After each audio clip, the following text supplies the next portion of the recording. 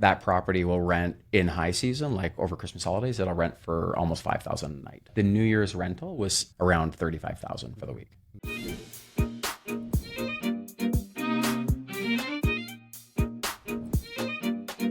Listen, it worked, right? Now here we are 8 years later, and it's worked. It's not without its challenges. We can get into the challenges of like, today market in a minute. But the question you asked was why the pivot to short term? And I think for a couple of reasons. One, we were in Mont-Tremblant. I was skiing on the north side. Mid-ski run, the thought hit me, and it was invest in the stuff that you're super interested in. Like from here out, just invest in what you want. Invest in the stuff that you want to do, want to support, want to be involved with, and so on. And so kind of broadened it from just pure ROI to both financial return on investment, but also return on lifestyle or some other factor. And so we love Tremblant. We live east of Toronto anyway. We live on that side. So getting to Tremblant is not bad. Well, it's 5 hours. Okay, that's 5 hours door to door, or just under 5. That's still a bit okay. So yeah, it's still a relatively big drive, but it's an amazing hill and just an amazing community. It's actually a fantastic 4-season place, and so it was really on our heart to buy a place there. So that was the decision to go to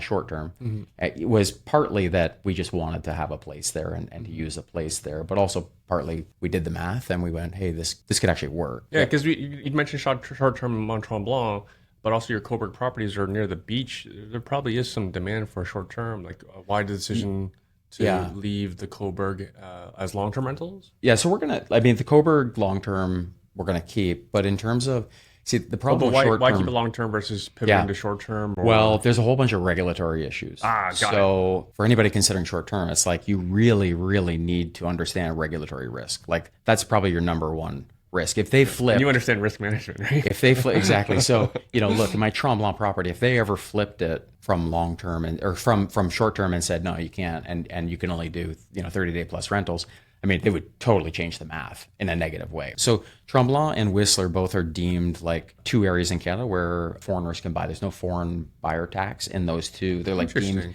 special areas as well. I kind of went, that's not really a risk. But I would say in other jurisdictions in Canada, for sure it's a risk. We have a friend trying to do short term in Coburg. The town's flip-flopping on how they're going to handle it, how they're going to do licensing and all this stuff. So and so it's super complicated. I mean, you could get away with it for a little bit probably, but it's like, no, if you actually want to have a performing asset for 10 years short term, you need regulatory clarity. The other insight for short term that we had is that most stuff, so you're in Tremblant, you have this regulatory clarity, but most stuff, the math does not work. So I would say 90% of the properties, the math doesn't work. And so what we found, I think it's important to not just like go there, fall in love with the property. You spend the weekend, go, this is amazing, and you end up with like this property. It's like, don't do that. You need to underwrite. You need to, do the math and make sure it works. And so after underwriting probably 30 or 50 places, using AirDNA and tools like that to kind of scrape and pull together like projected, revenues and so on,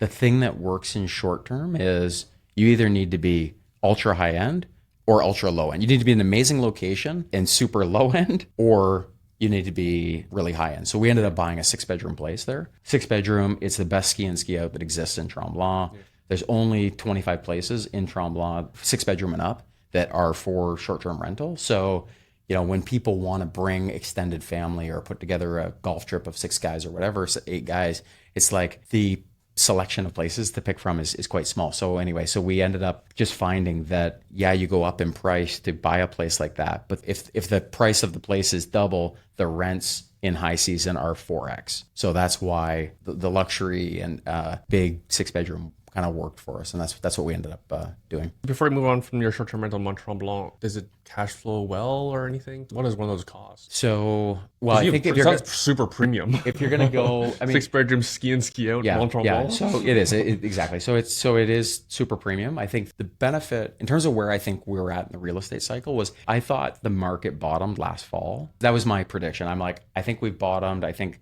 things are going to run up from here. The market's been super slow. I don't know that I called that. It's July 2025.